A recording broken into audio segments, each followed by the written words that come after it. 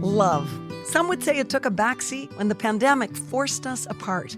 As a family-run and proudly Canadian-owned company, Charm Diamond Centers saw the need to bring us together with tales of love and created the Canadian Love Map podcast. Since then, we've shared hundreds of real, uplifting stories that prove love conquers all. So thank you for listening. We couldn't do it without you. And remember, love starts here. We make each other better. She always reminds me about what actually matters. You know, love conquers all. Wherever he is, I want to be there, always. She just always accepted me for who I was. He makes me a better person. It was like love at first sight. Well, love is the most important thing. I think that I will never forget this feeling when my son was walking across the street and I understood, oh my God, he's safe. No one can hurt him. I didn't need anything. I didn't need like a big house or all my things. But I just understood that my son is safe, and it was like the most important thing for me. Hi, I'm Nancy Regan. Today's love story belongs to Anna and Valeriia, two Ukrainian sisters who left their home in Odessa the day the war started. They eventually made their way to Canada and, with their teenage sister and Anna's young son, are rebuilding their lives. It's a story that encompasses sorrow, but also a surprising amount of joy. This is the Canadian Love Map. Anna and Valeriia, I'm so excited to have you here. We're so excited to be here. Thank you for the invitation, Nancy. I'm always happy to see you. Thank you, Nancy. Thank you for inviting. Anna, I was so fortunate to meet you. Yes. And I happened to meet you first. And that was a very remarkable moment for me because you were the first person I had met coming from the war in Ukraine. And I was struck by how light your energy was. Yeah, I remember that moment. I liked your book so much. Oh. So yeah, that was amazing. And I remember your blue dress. Oh. So, and I thought, oh my God, I love her energy. She's so light and easy. I want to meet her. Yeah. We had that experience Yes. with each other. Tell me about coming from Ukraine and arriving in Canada. Let's start there, and then we're going to time travel back a little bit. Yeah, sure. So it was in February. I think that it was the first day when the war began. So, and the day before this, I remember we had delicious dinner with Valeriia, and we were sitting near the waterfront, and we were eating delicious seafood. And then my aunt, she lives in New York, she called us and says, oh my God, go to the airport. The war is going to begin.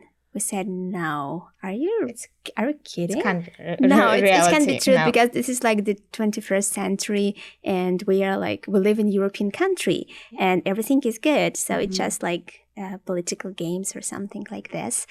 And next morning I woke up at 5 a.m. Because I heard the explosion.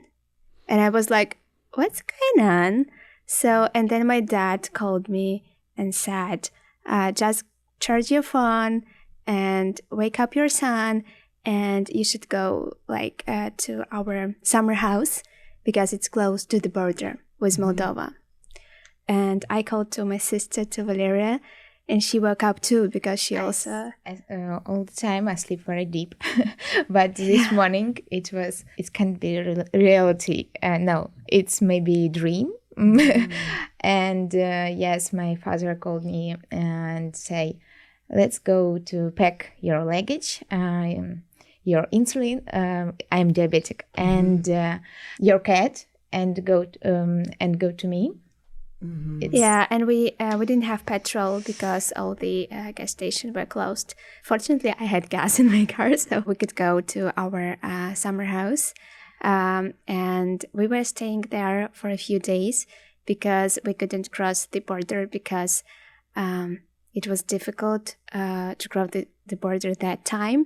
There were a lot of people there, and it was panic. We stayed in lane more than 24 hours in a car. In the line. In line, yes. yeah. We're staying there, and all the men, they weren't eligible to leave the country.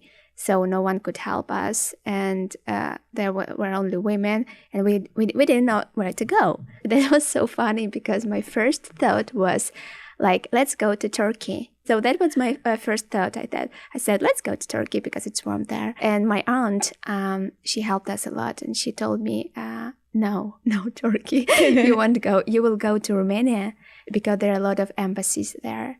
So you will stay there, and then we'll choose where you will go. And then we began to think where to go because we understood that, like, it's really dangerous to stay there. And I have a son. And then I said, I remember that 5 years ago I was in one beautiful city. The name of the city is Halifax, and I loved it so much. Let's go there. And my aunt said, what is Halifax? Where is this, Nova Scotia? Okay, it's not Turkey. Okay, so this is better because this is Canada. Yeah. So you can go there. You remember when we just came to Bucharest, it's Romania. We stayed 1 month in Romania because Mark, my nephew and Anna's son, his passport was expired. Yeah. It was like a question. And he didn't have visa. We had visa and he didn't, so we were waiting for 1 month. Yeah, and we had to move from one place to another for 8 times. Yes. Because there were a lot of people there and Romania wasn't ready for this. Right. Because it was like no one was waiting that something can happen. So I think that they didn't tell us because they were afraid of this panic and that everyone will leave and the country needed men to fight. That's why we didn't know. So no one knew. My father, he's a policeman, but he also didn't have any information about this, that the war is going to begin. So that's why we went ready. It took you by surprise. Yeah, so it was one luggage per person. Yeah, we had only one bag per person. Yeah, only passport and medicine and toys for my son. So. And I know, Anna, when the first time I talked to you, I remember you describing your beautiful house and your garden. Yes. And what I found really remarkable was that you weren't telling me in light of saying, oh, this is everything I've lost. But actually, your point was, we're in a small apartment now, and I realize I didn't need any of that stuff. What's important is our safety. Yeah, Yes. this is a great lesson. Now, when we go somewhere, even if we rent a place like for a weekend, I understand that I don't need a lot of things. We know one thing, that our house is inside us. Inside us, yes.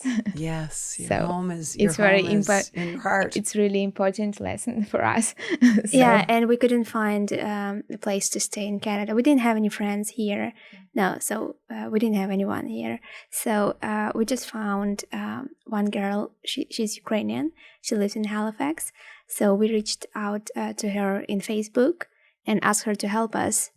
And she just helped us to find an apartment. Yeah, and we thanks. couldn't rent it because we didn't have history. And they wanted us to show them like our credit history in Canada, but we don't have it. So, and to stay in the hotel. We use for a cash lot in Ukraine. Yeah, so this is it's not. We have different system in Ukraine and Canada. We use cash in Ukraine all the time, and it's yeah. And thanks God that we had like savings. All our banking accounts like also didn't work. Now we can send money from Ukraine because nothing works there.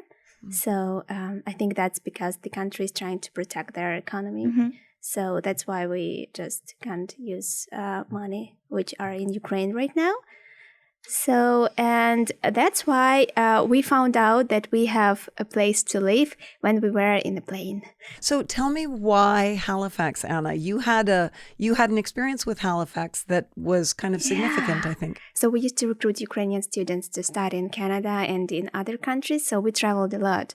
So I've been to USA, to Canada, to European countries, so more than 30 countries. But when I saw Halifax, it was like, oh my God, I don't know what it was. It was like the love from the first sight. I just felt something.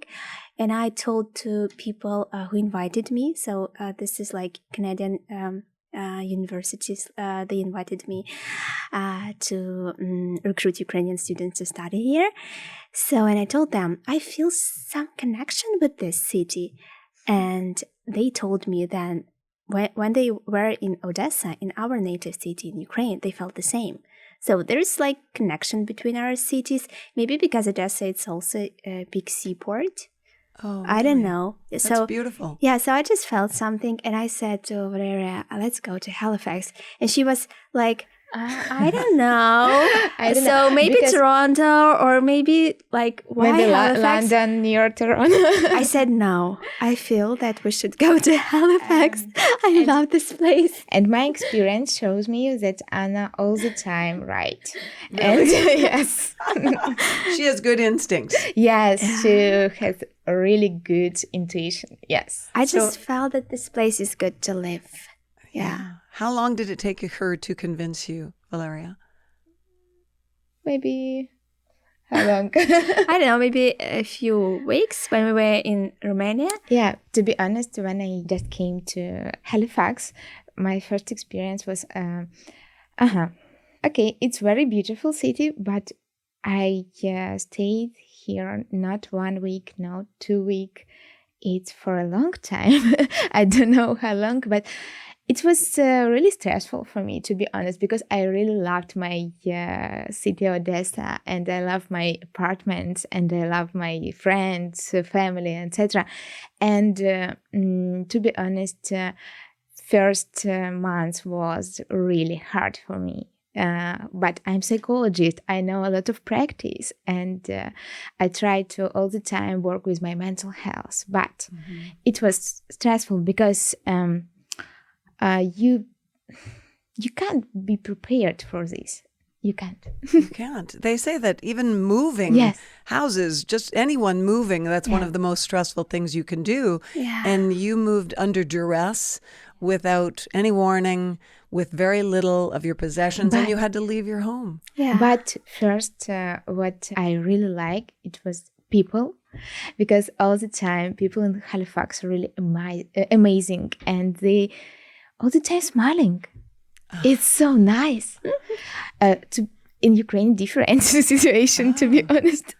And people all the time told you compliments, want to help you, and all the time try to support you. And it's so amazing. And you understand that world's so different. So awful things happen in one side, and another side, a lot of love, a lot of open hearts. And you see these eyes and understand, okay, I can do it. I can do it, yes. So has that been like an anesthetic for you for the pain to some extent? Yeah, I remember the first thought. It was like, I think that I will never forget this feeling when my son was walking across the street, and I understood, oh my God, he's safe. No one can hurt him. No one can kill him. So he's safe. It was like, oh my God, I think that only parents can understand me, because it was like unbelievable. It was so, I didn't need anything. I didn't need like a big house or like all my things.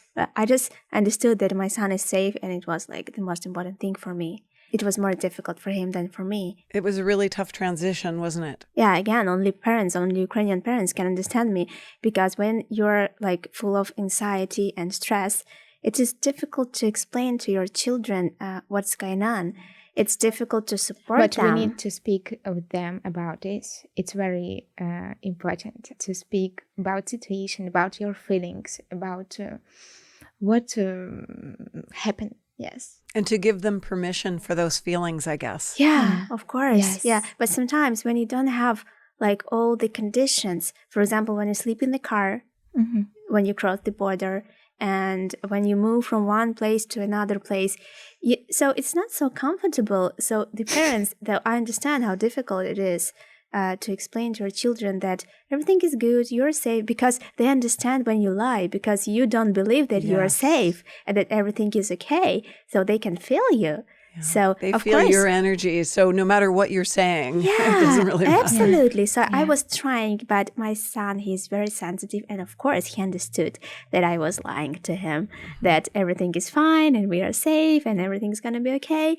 So when we already came to Halifax, it was much easier because I felt that, okay, I'm in Canada, everything is fine. You remember in Romania, we all the time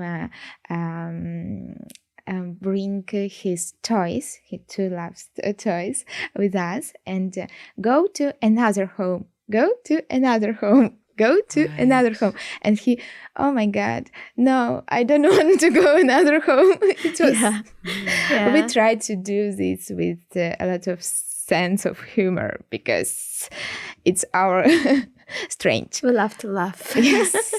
So, yeah. So that makes sense that when he finally came to Halifax with you and you landed in your small apartment, he didn't want to leave that apartment. Yes, he was afraid that we will move again.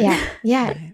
And then I showed him experience. So we began to rent Airbnb places every 2 weeks, and then we came back to our apartment just for a weekend. Part of the weekend, yeah. And then we came back, so he understood that he is safe, that everything is fine, that no one is gonna hurt him. So now he can leave the apartment, and he went to school, and he's very happy. The school is amazing, and the teachers there, oh my God, they support us so much. Really? So this is really amazing. I even wasn't waiting for this, that we can find such the perfect school with such the perfect teachers there. So, and everyone wants to support us. So they're going above and beyond because they realize the situation he's come from and the difficulty of the transition. Yeah, and he doesn't speak English. So so he doesn't understand anything there.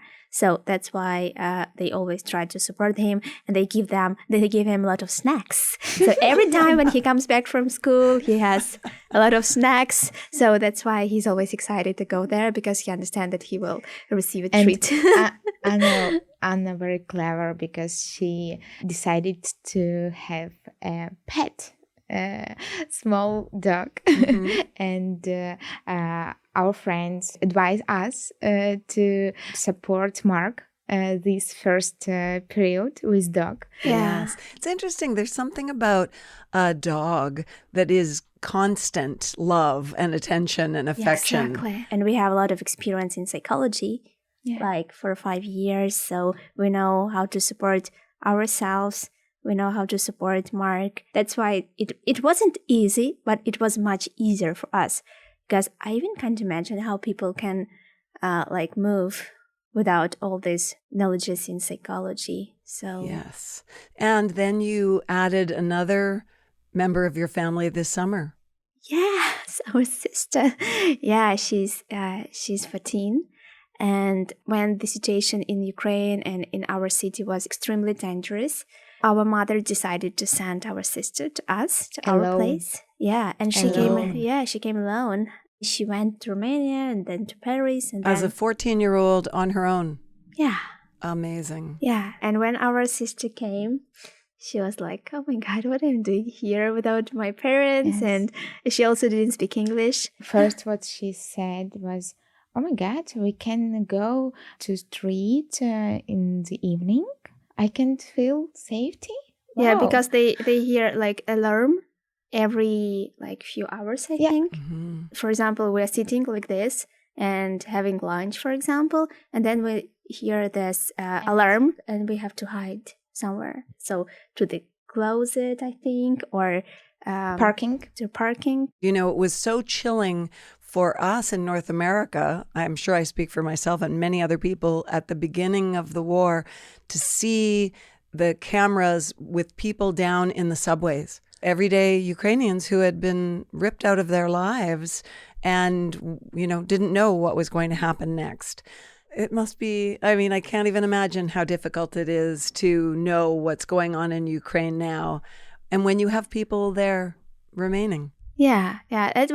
This is like the most difficult thing when we just moved to Canada, and like all the Ukrainians, I think they feel the same, because you feel guilty that that everything is good with you and you're alive. In and psychology, it's like symptom of survivor. Yeah. Survivor's because guilt. you are safety and your parents and your friends not safety. Yeah, and I remember I remember when I was in Romania, I felt guilty every time when I wanted to buy something which I really didn't need, like a flower, or for go example. Mm-hmm. Or go somewhere or spend money because you feel like, oh my God, I can't do this because people there are dying and I'm here and I'm happy. So, and yeah, it was difficult to move this stage. And you're joyful people by nature. Yeah. I can tell that about both of you from the little Yeah. I've known you so far. Yeah. And so that must have been such a shift as well, to even feel when the joy bubbled up, to feel like, no, I've got to push that down because of what's going on. Yeah, so it was easy for us, as I told, because we like understand everything what's going on with us, because we have knowledges in psychology. So we understood that this is guilty. Okay, I understand that I have it. Yes, I so accept it's okay, it. I accept it. And then we know like how to let it go. So, and I can imagine that like almost all people who doesn't know how to let it go, they still have it. We couldn't share the great stories that we do here on the Canadian Love Map podcast without the amazing support of Charm Diamond Centers. They are Canada's largest family-owned jeweler, and they're proud to be putting love on the map. The folks at Charm Diamond Centers are thrilled to be a part of your love story. So visit charmdiamondcenters.com or one of your local stores. Love starts here. Anna, when you came, you got a job right away. Yeah, to Halifax, right? It was. Yeah, that's why I think that this city was meant to be, because I think the next day when I came, I went to it was like a meeting, A LinkedIn meeting. Yeah. Yes. So and I met a lot of people there. So I just told them my story, and they shared my story in LinkedIn, and I began to receive like a lot of offers. So, and like everyone wanted to support me and they wanted to hire me. I found my job in 3 weeks after I came. Yeah, amazing. So it was like... She's superhero, I think. Superhero. No. Yes, because to be honest, my first month was, where are me? Sorry? Where am I? Yes, thank you. And another Ukrainian found work after 3 months, after 4 months. And when I met Anna, the second time we visited maybe, she told me that, Valeriia, you were not having as much success getting a job. And my natural instinct was to say, well, would she want me to post something on social media? Of course, yeah, because it was difficult because we had like only one salary, my salary, and we already spent all our savings. Yeah. So, and we just said, okay, Valeriia has to find a job. What's our next step? Yes, and it's really difficult for me and another Ukrainians too, because our language level not very high, and Ukraine's different system, and we didn't have practice English every day. Yes, and you lose your English level. I remember this day, this was maybe first week when I came, I understand, okay, my English level maybe pre-intermediate, and I understand that one level it's about 3 months. I have really big experience in psychology. I'm PhD in psychology. I have had a lot of clients. I have experience in business and event management, etc., etc. But without English, you can't. You can't do it. And it was so interesting because so challenging because you lose your status and you lose your job, your salary, and etc. It's all about safety because money. Yes, and this is about safety. And thanks God, I have savings. Yeah, so that's another thing that we want to share with Ukrainian people, that if they go like usual way to find a job in Canada, like all the agencies tell them. So go to like LinkedIn or to like some other things and try to find job here. It doesn't work because they don't know English and they are not very competitive with Canadian people here. And you helped Valeriia to find her job. Thank you. Yeah, so that's what we are going to share with them. Just ask someone to help you. Ask someone to help. Yeah. But I mean, let me say, I did not do very much. I just said to Anna, I would love to make a post, because I posted on LinkedIn and Facebook, and sure enough, we got swamped. I just get chills thinking about it. We got swamped with positive feedback and interview options and job offers. To be honest, you was like angel in my life. Oh, so no. really, I did very little. I so thankful you. I was so inspired by the response, and it filled my heart. It really did, and it also resulted in what I think was like the perfect job for you, Valeriia, as someone who's a social psychologist with experience, who left, clients at home in Ukraine. You aren't certified to work here as a psychologist, but tell us about your job, because it seems to me like it was just perfection. When it was my first meeting with my manager, Patricia, and it was so amazing. I feel connection and understand, oh my God, it's Strongest Families Institute. It's like, I love this. And it's about mental health, about mental health, but it's about coaching. It's about helps people, children, families to build strongest relationship in their families, and work with children with ADHD, autism, etc. And when I explore this program, I understand, wow, it's so amazing. And Iris system, it's like very high technological system, and people can use apps, can use system online, and work with their families, children every day, and coaches works with families every day, every week, etc. And it's so useful, it's so interesting. And when my manager offered me project with help Ukrainian families in Canada. Yes. It was so exciting for me, because I understand, yes, I can do it. Yeah, so your language barrier wasn't a barrier at all, because they set about having you design and set up a helpline for Ukrainians who are arriving in Canada. Yeah, it's about 90,000 people came to Canada from Ukraine after beginning the war. Now it's more than 500,000 people applied to visa and waiting for this process. So I think it's a lot of people, a lot of families, a lot of children who and a lot of women and children without their husbands' fathers. Yeah, exactly. So we have like a lot of agencies here in in Canada who can help people to settle with their documents and other things, but there are no services, and there are no people who can help them with their mental health, especially if they don't speak English. So even when they want to go to a psychologist, they can't do this because they don't speak English. So they have to find someone who understands Ukrainian. Yeah. Yes, I think first things, it's you're not alone. Right. And we came to Canada 7 months ago or 6 months ago, and we did it. So you can do this. Mm-hmm. So you can serve as an inspiration.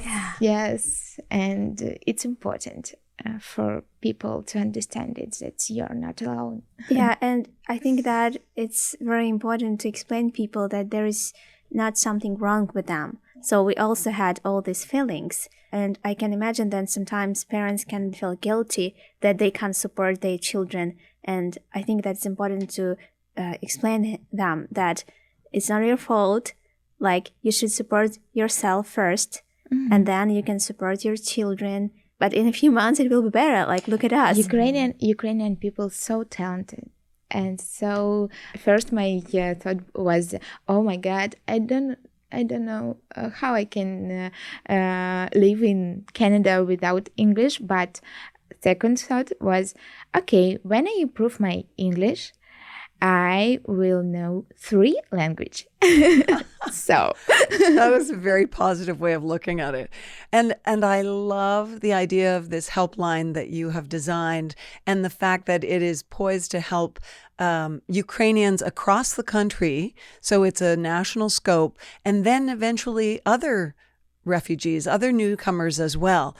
But there's a bit of a problem with it right now, and that's part of the reason I wanted to talk today.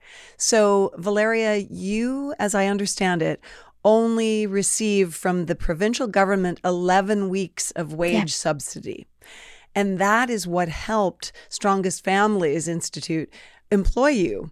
Because Patricia, who you mentioned, said, we couldn't pay her minimum wage. She is a psychologist, and she's working on a very important project.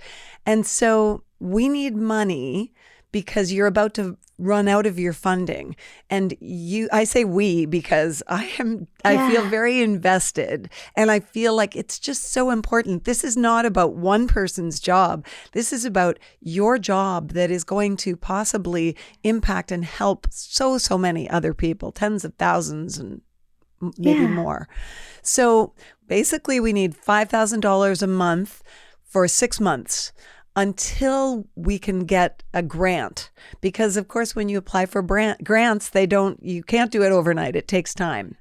And I really believe that government agencies or other, individuals will come forward with funds to help in the long run, but also hopefully in the short run. Yeah. Because I would love for some people, either one person, to say, yes, you know what? That's a way that I can help in a very visceral way, Ukrainians. And I think Canadians were feeling very helpless in this situation. Yeah, Canadians are so helpful. Yeah, I felt this. You did? Yeah, when we just came, it was like, oh my God, so you feel yourself so safe, and everyone is so friendly, and this is amazing. That's why I chose this country. All the time hug us. It's so they hug you. Yeah, sometimes I even don't want to tell that I'm from Ukraine, because when they hear that I'm from Ukraine, they begin to cry. Yeah, so begin to cry and hugs. It's so cute. especially old people. Well, it's heartbreaking. Yeah, it is. What we're watching, and this is a different kind of war where we are watching it on TV every day. Do you avoid looking at the images? Yeah, of course. Yes. This is it's not healthy for our mental health, and we can't do anything. So that's first advice to Ukrainian. Please, you must just stop scrolling all the time news, because you need to support you first of all, and after that your children, and after that you really need to build new life. It's really from zero. Yes. And after that, you can support another Ukrainians. So it's really important. Yeah, so that's just like we did. So we supported ourselves. Now we have job, we have place to live, and I supported myself, and we supported ourselves, and we supported my son. And now we can support other people, because we already have this energy to support others. Because when we just came, I don't think that we could support anyone. It's like a chocolate. You can share chocolate only if you have this. Yes, because when people try to support another people without support themselves, it's not very good way. I couldn't agree more. And that's a great metaphor, the chocolate. Yes. If you don't have it, you can't give it away. And that's true with mental health and with just strength, I think. That's true. What is your relationship like, the two of you as sisters? I think that we are even more close than we were before. Yeah. Because we always support each other, and we understand that we couldn't alive here in Canada without each other. Yes, it's interesting. Yeah, that's really interesting because like we have 2 salaries and we have each other, and we have like, if we have like some stress or something, we always can share with each other. So when I just began to look for my job, Vera was staying with my son. So, and now our sister, she also helps us. For example, she's staying with Mark right now when we are here. So you really are working as a family unit. Yeah. Like a team. Like a team. Yes. Yeah. Anna, I remember you telling me at one point this summer that your mother in Ukraine wanted you to send your 14-year-old sister back for a visit. And you were quite stressed about that. It's so stressful for our mother because she have 5 children, and more than half of these moved to Canada, and it's another continent.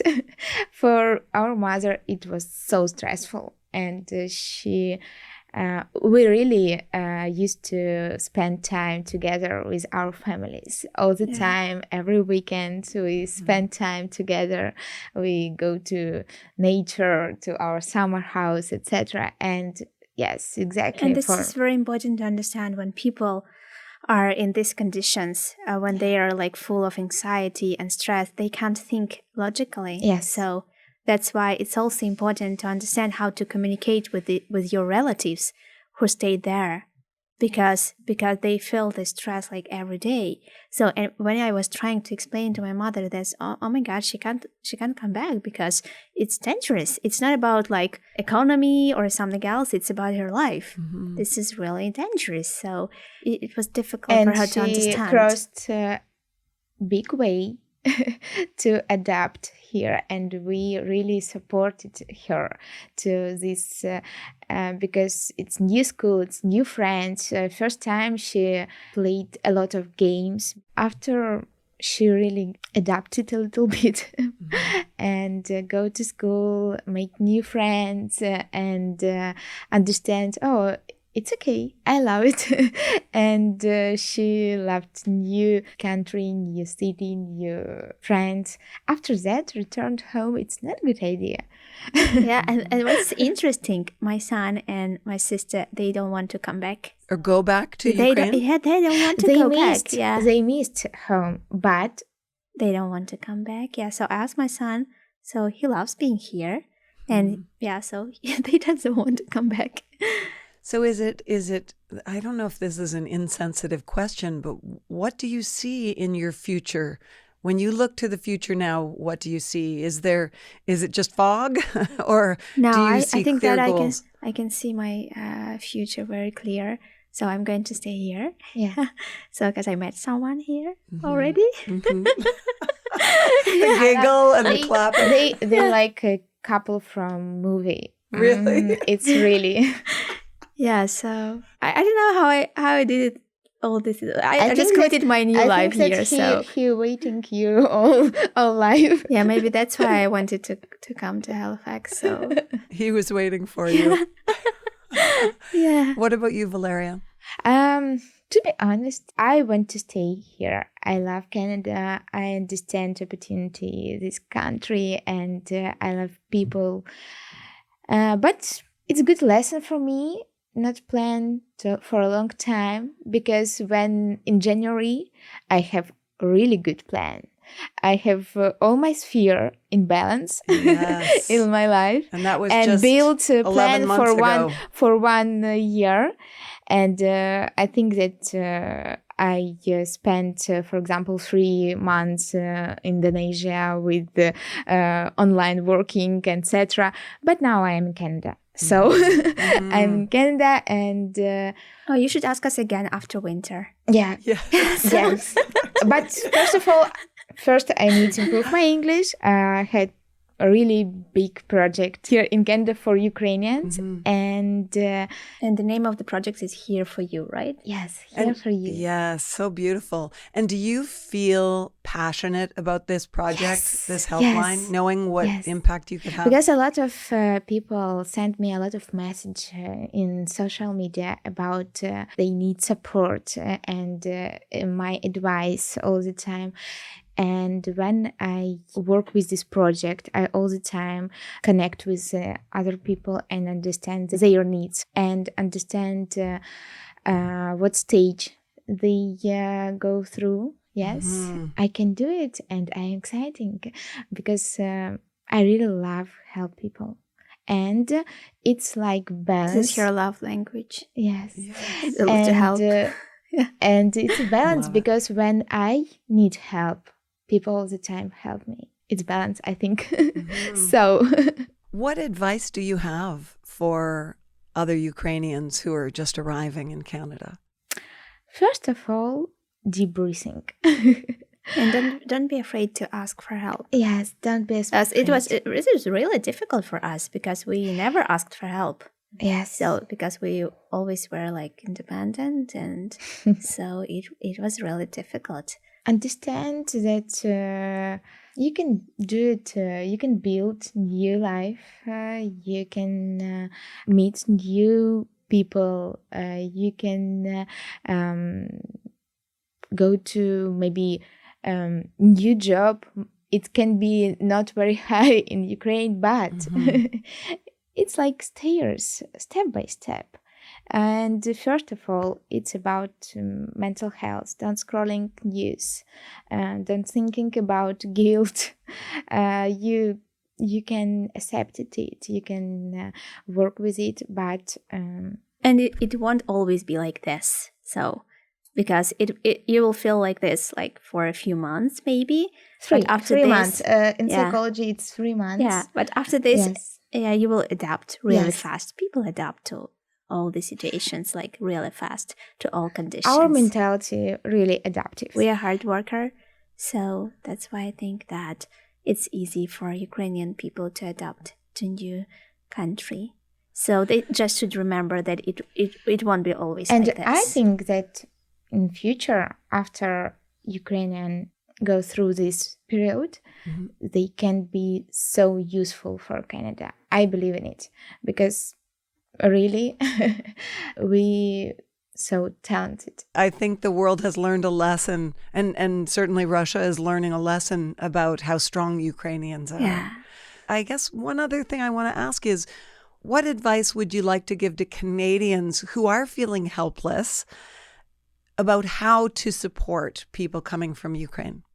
So the most important thing that sometimes I see that a lot of Canadians want to help, and they are really very helpful, but they don't know how. Yeah. So that's why I want to give them your example. Yeah. So you just made a post in LinkedIn, but it helped Valeriia to find her job. So it's not difficult to help. So it's one person, one life, but it's another lives. It's like system. Yes, so network. You can help one person, and it can be enough. Yeah. Well, let's send a challenge out to everyone who's listening to help one Ukrainian person who's come to Canada, and imagine as you say, the web or the network that could create. Beautiful. And if anyone is interested in supporting the Strongest Families Institute and Valeriia's project, helping the mental health of Ukrainian refugees, yes, we need help. Then please get in touch, and we'll put a link in the description of the podcast. What have we not talked about that we should?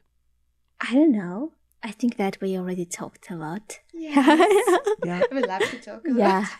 Yeah, I love it. You know, on this podcast, when I interview couples, I always ask at the end, what do you love most about the other? And I'm going to ask that about you two sisters. Yeah, I think that I love most of all in Valeriia that she has really big heart. Yeah, so because I don't know anyone else with such a big heart like her, because she really loves to help. That's why I think that people with whom she's going to work are really like lucky, because she really has a big heart, and sometimes she doesn't tell anything, but you just can feel her love. So this is like the most important thing which I love. Yeah, beautiful. And my answer is Anya. She all the time knew next step all the time.